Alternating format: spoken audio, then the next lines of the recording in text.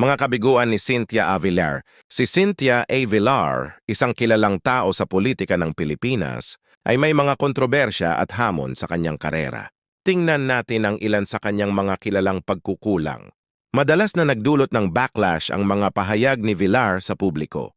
Halimbawa, ang kanyang mga komento tungkol sa kahirapan at edukasyon ay minsang kulang sa empatiya na nag-udyok ng kritisismo mula sa iba't ibang sektor. Bagamat nagpanukala siya ng maraming batas, ang ilang inisyatiba ay nahirapang makakuha ng suporta na nagbigay daan sa mga kritiko upang tanungin ang kanyang pagiging epektibo bilang mambabatas. Sa mga panahon ng halalan, hinarap ni Villar ang mga akusasyon na ginagamit ang kanyang yaman upang makakuha ng boto na ayon sa iba ay sumasalungat sa demokratikong proseso. Ang kanyang pakikilahok sa mga proyektong may potensyal na negatibong epekto sa kapaligiran ay nagdulot din ng mga tanong, lalo na tungkol sa paggamit ng lupa at mga patakaran sa agrikultura. Ang mga salik na ito ay nag-aambag sa isang komplikadong pamana.